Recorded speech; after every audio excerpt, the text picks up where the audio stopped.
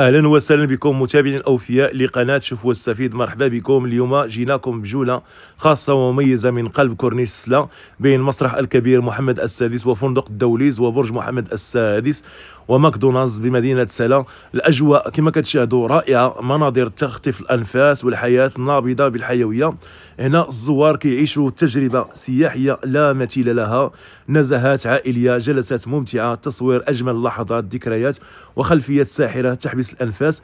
اذا ما زرتوش هذا المكان الرائع من قبل فهذه هي الوقت المناسبه باش تزوروه وتجيو ليه نتوما والعائله ديالكم والوليدات ديالكم وتشاركوا معهم الاجواء الرائعه وتاخذوا تصاور تذكاري من هذا المكان الرائع بصراحه في مدينه سلا ضفه الواد ابي القراق.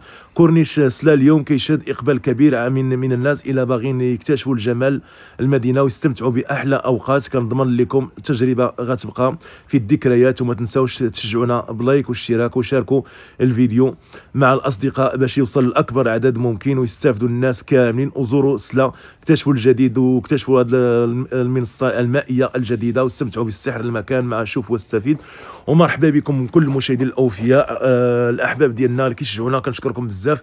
كما كتشاهدوا البرج والمسرح منظر رائع بصراحه، والناس كتستمتع بالواد ابي القراق كما كتشاهدوا، والناس كتستمتع بالمنظر رائع. هما والعائله ديالهم كيستمتعوا بهذا العشب الجديد وهذا الكورنيش الجديد الرائع.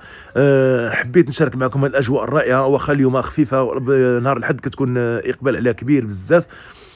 فتحيه لكل المشاهدين الاوفياء اللي كيشجعونا ومرحبا بكم. مدينه سلا الحمد لله المسؤولين ديالها ولاو كيديروا واحد البصمه ديالهم، كيخلوا واحد البصمه زوينه كما كتشاهدوا المشاريع الزوينه السياحيه، المنتزهات السياحيه اللي كتوجد هنا، فاعطات واحد المنظر رائع بصراحه. هذه المنصه المائيه للكورنيش سلا والبرج كما كتشاهدوا كتبان الضريح محمد الخامس والصومعة حسان، والبرج محمد السادس الجديد اللي فيه 52 طابق.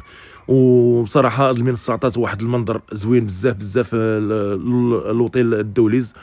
فتحيه كبيره لكم وشكرا لكم بزاف، وبقاو معايا حتى لاخر الفيديو وقولنا في التعليق ديالكم كي جاكم هذا المنظر هذا، وشنو الاراء ديالكم وشنو اللي خصو يتغير في مدينه سلا وشنو اللي مازال محتاجه مدينه سلا. فتحيه كبيره لكم وكنحترم الاراء ديالكم اذا كانت تعليقات محترمه، فتبارك الله عليكم وشكرا لي بزاف. وكنتمنى من الله في المستقبل ان شاء الله نشوفوا القضيه ما احسن ونشوفوا القضيه زوينه بزاف.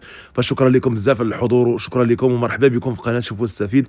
وما تنساوناش حنا معاكم ديما، وتحياتي لكم وشكرا لكم. ونتلاقاو في اخر الفيديو وقلنا الاراء ديالكم والتغييرات ديالكم، شنو بغيتوا يتزاد في مدينه سلا وشنو يتغير فيها، وشكرا لكم.